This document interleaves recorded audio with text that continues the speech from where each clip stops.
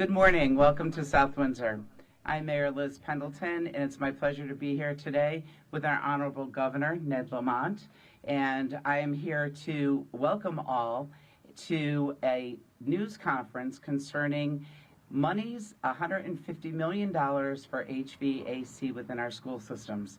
And most importantly, I would like to acknowledge and recognize right now our Senator Anwar, who is behind me, who wrote this bill and brought this forward for the state of Connecticut. Also Representative Tom Delnicki, and most importantly for us is Dr. Carter, our superintendent of schools, who knows our needs here within our community, and also the commissioner of the Department of Administrative Services, Michelle Gilman?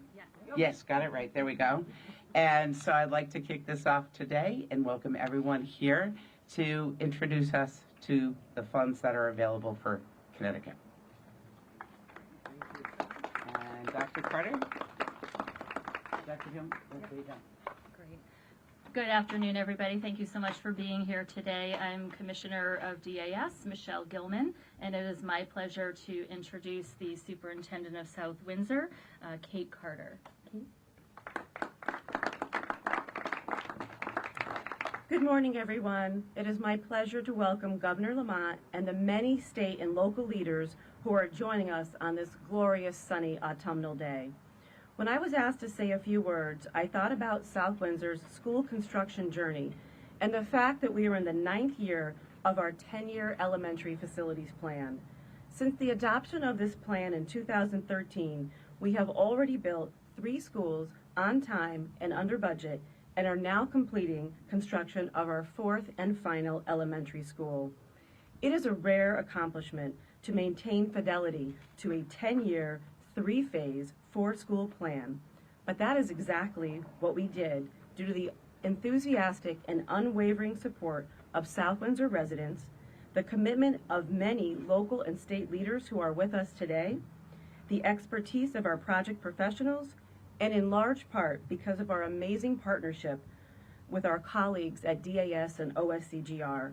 Everyone standing here today is to be credited for what we have accomplished on behalf of the children, families, and staff of South Windsor Public Schools. Long before COVID, our community had the wisdom and foresight to recognize the importance of indoor air quality in school settings. Our 10-year plan identified improving indoor air quality as a major goal, along with strengthening our school safety and security posture and building facilities that are accessible to all.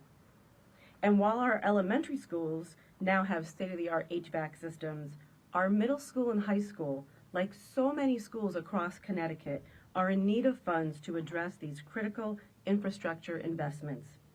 In order to achieve equitable outcomes for all Connecticut students, we need to strive to create classrooms across the state that are healthy spaces that support teaching and learning in ways that our aging facilities cannot.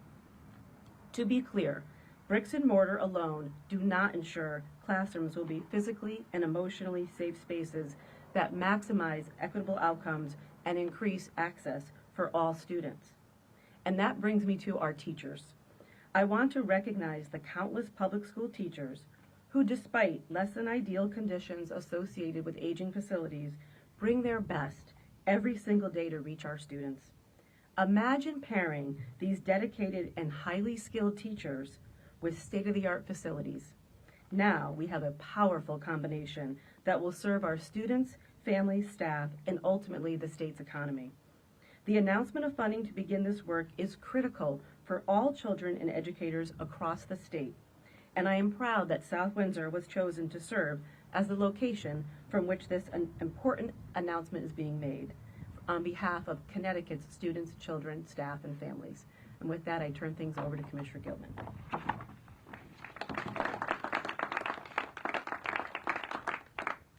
Thank you so much, Superintendent. Lovely to be here today in the community and obviously before this beautiful school. So thank you so much for all that you do for the community and for the children and students, families of South Windsor. Thank you. I'd also next like to introduce Hartford Mayor Luke Bronin, who has joined us as a representative of the Connecticut Conference of Municipalities. Mayor Bronin, delighted to have you. Thank you so much. Thank you so much, Commissioner, and thank you, Governor, to you and your team and to all of the legislators for supporting this critical investment.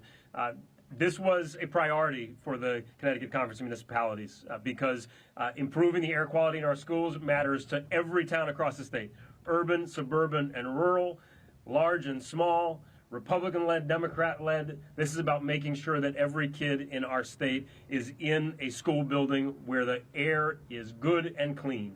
And we're so grateful for the support that brought us here. I also want to say a huge thank you to the team at CCM, the advocacy team, and also to the Council of Small Towns, COST, which was an important partner in that advocacy effort as well. I know that John Elsester is here on behalf of COST, but I think that was a really powerful partnership and demonstrates the fact that this is important to every town across the state of every kind. Governor, thank you again for your support of this. You know, we saw during the pandemic how important it is to focus on air quality. But I think this is one of those things where the lessons of the pandemic will prove valuable in countless ways, even once the pandemic has passed. Improving the air quality in schools isn't just about protecting against COVID or protecting against viruses. There has been countless studies that demonstrate the link between air quality and learning, that demonstrate the link between air quality and health. And we're talking about our kids in the learning environment where they spend the bulk of their day. This is a vital issue for their health, for their ability to learn. And as a state, we are fortunate that our legislators and our governor came together to make this happen. So again, thank you, Governor. Thank you, Commissioner. Thanks to all of the legislators who supported this. And thank you again to the CCM team and the COST team for working together to highlight this issue. Grateful to be here to support this. Thank you, Mayor. We're grateful for your leadership, and also to CCM and to COST, as the Mayor indicated. John Elsester is here as well, as the Mayor noted, and we're really grateful to our municipal partners for their advocacy of this program and for all that they do each and every day on behalf of our towns. I would also like to take a moment to recognize Jan Hockadell. I don't know if Jan is here. She may have been delayed with other business, but she is the president of AFT. She may be joining us at some moment, but I want to thank her as the president of AFT for her leadership in the education community as one of our strong advocates for this program. And I would also very much like to introduce Kate Diaz from the CEA, who has joined us today as well on behalf of our education community. Kate. Good morning. It's exciting to come here. I didn't have to go very far. I live in Manchester. I mean, this is great. But I am really excited. This is a beautiful, beautiful school that represents the best and the brightest of what we can accomplish when, you know, school districts come together and they're financially supported and there's tremendous opportunity. South Windsor is an exciting, exciting town. My teachers love to work here. Clearly, the leadership of this community has chosen to invest in education. And that's really what we're here to talk about. Is this program allows districts across the state to look at their infrastructure, their facilities, and find the places where they can utilize these monies to really improve our learning environments, to make them the most conducive to high-level instruction. And I will tell you, as a person who enjoys teaching, teaching in a classroom that is frequently 95 degrees is incredibly challenging. Watching your children melt is really difficult to get them inspired. It's hard to engage them and get them on their feet and learning. So it sounds like, you know, it's not a big deal, right? It's a hot day. The kids are resilient. And yet that's not what instruction looks like in that space. When the classrooms heat up, the kids slow down. It's what we all do. So creating environments that are really conducive to learning are about temperature, they are about air quality, they're about investing in not just the children, but the adults, making sure that the places we build are places that people want to work. We are facing a teaching shortage. These type of investments show and demonstrate that we care about educators and we care about education, and this is a great place to come work and thrive. So these are really big issues that we have been working with Jan and our partners. It was really great to come together with our partners in CAST and CCM to just really kind of say this is too important to kind of go to our corners. We really have to come together and fight for what's right. And so I'm excited to see what our districts are able to accomplish with these funds.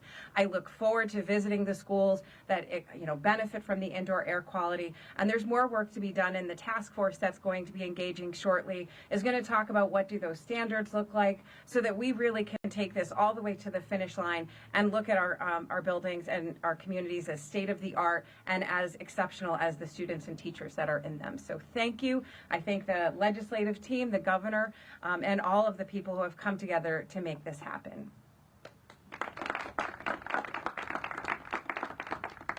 Okay, thank you again to the Connecticut Education Association, all of your members for the work that they do in and out of our classrooms and for the support that they give to our students each day. Thank you so much again for your advocacy of this program and for being here today. Really grateful for that.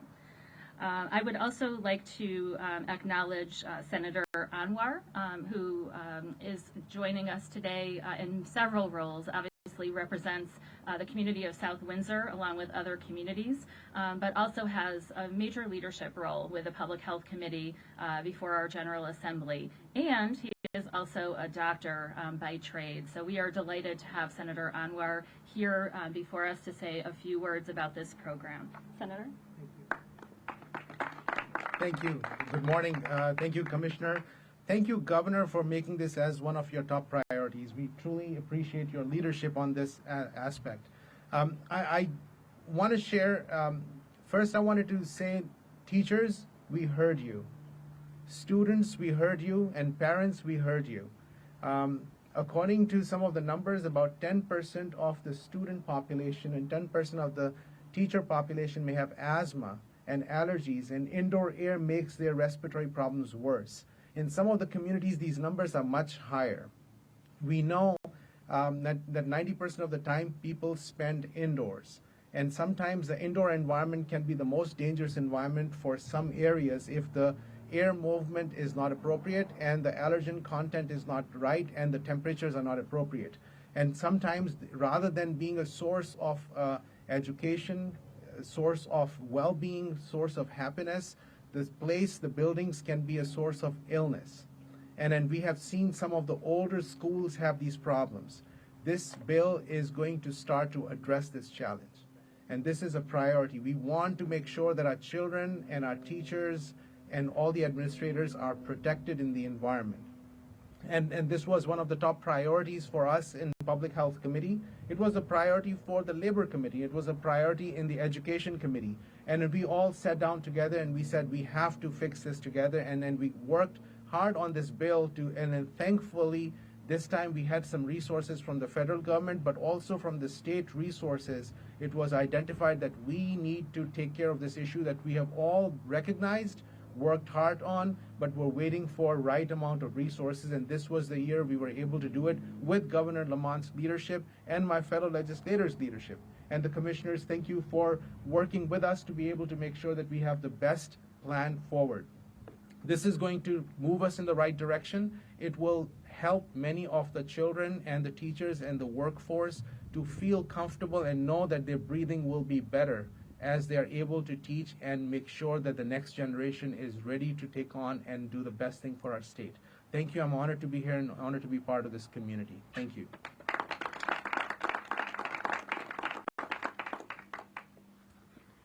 Thank you again, Senator, and again to Representative Delnicki as well for your support of this effort on behalf of our children and our school staff. We're very grateful for the extended support throughout the legislative session, and certainly to all of our legislators throughout the legislative session around this important issue. So thank you again.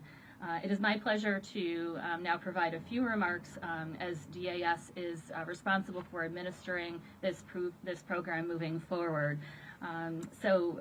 First of all, again, I want to thank everyone for joining us today and for all of the dignitaries and officials behind me that have helped to move this program forward.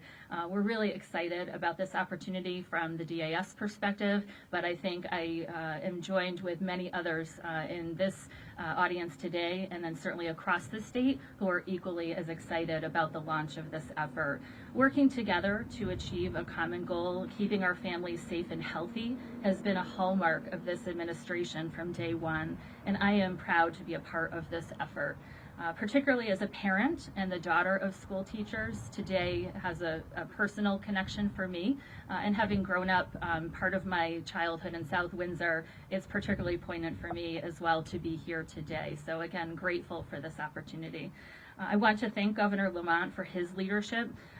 Indoor air quality has been highlighted as a concern for certainly many years, but particularly highlighted during the course of the pandemic. Clearly, through his leadership, we've responded to that call.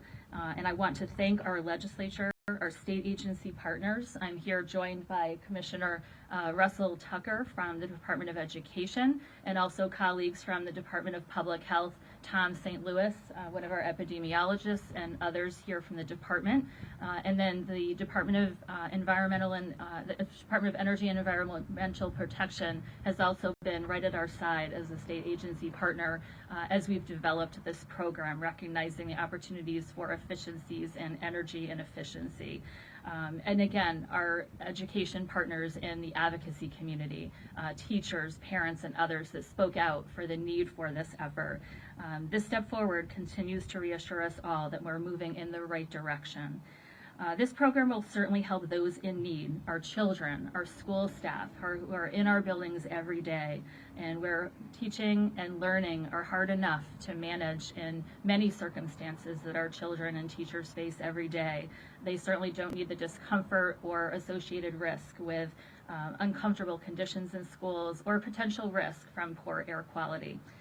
Again, the specifics of this program, through the legislature and through the initiative of the governor, we've designated $150 million for specific HVAC projects, in addition to previous ESSER funding that came from the federal government and other school construction grant funding that has also provided support around air quality issues. We really see this as an additional bump to help support air quality issues for our schools. Applications will be due from school districts on December 1st. Awards will be made from the Department of Administrative Services in early 2023, and projects need to be completed by the end of 2024. That's on the calendar year by all school districts that receive funding for this program year. Again, I want to thank the DAS, in particularly the ESSER team, many of whom are here with me today. My partner in all things construction, Deputy Commissioner Noel Petra, who is here today. Really grateful for the partnership and all the work that you do with me and with our DAS team every day. And then I'm also joined by Laura Ray Anderson, Eleanor Michael, and Jenna Padula, who also have helped to initiate this program and manage it so that it can be an effective tool for our schools, and also a program of an integrity for our taxpayers. Michelle Dixon is one of our program managers as well at the department. She actually shares the name of the principal of our school here today, but not the same individual, but I couldn't let the day go by without acknowledging her as well. So thank you again to our team who really gets this work done, and really grateful for all the support that you've provided and others behind us who have helped support it. Now it is my pleasure to introduce my boss and really our state advocate and champion for this program. He recognizes the value that this brings not only for our school staff but for our children, and the difference that this will make moving forward from an infrastructure perspective and from a safety perspective. Really a true leader from the COVID pandemic and before. Obviously we experienced that pandemic, but again, my pleasure to recognize the governor. Thank you so much.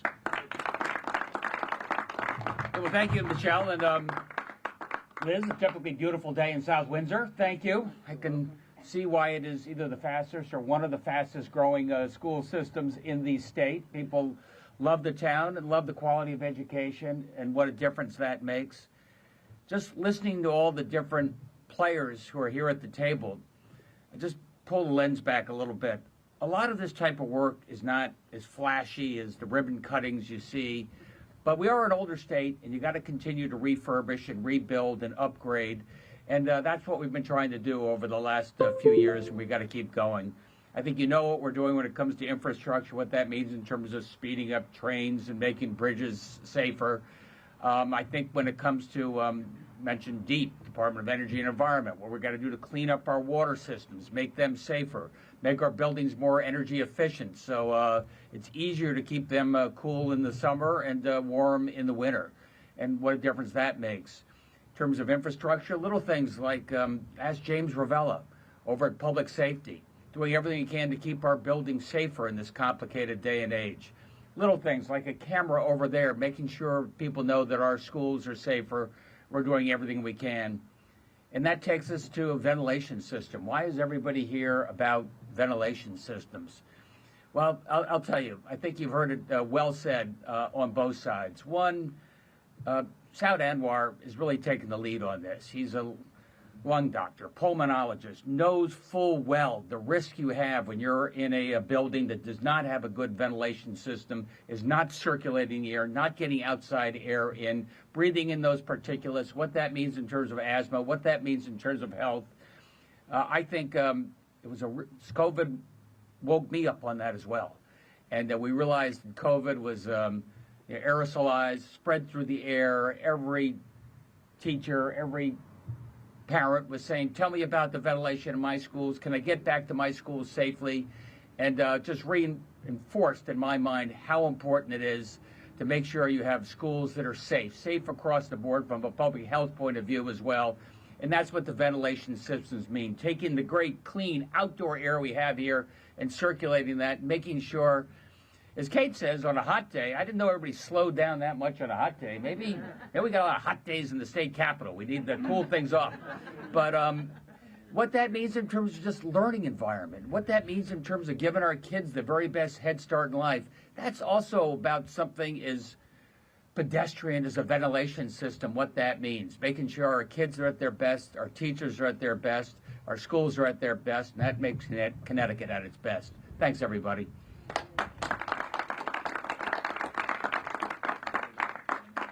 Thank you again, Governor, and thanks again to all of you for being here. We're happy to take a few questions. Happy to take them from the press or from others here. Thank you. I had a question. So this is obviously easier in some of the newer schools, right, because it's from the ground up. How much is the challenge to convert and change some of the aging schools and make those a healthier environment? Certainly. Let me introduce Deputy Commissioner Noel Petra. Hi, so it's a great question, and this program really focuses on schools, as you mentioned, that are older, typically 20 years or older from their last renovation or being built. So that's really the focus of the program, and it's as difficult as the program requires. It's kind of like buying a car. Well, tell me how much a car costs. Well, what kind of car? It all depends. So it really depends on the scope of the project, but it could be anything from air filters to rooftop units, you name it. It could be any part of the system or the entire system.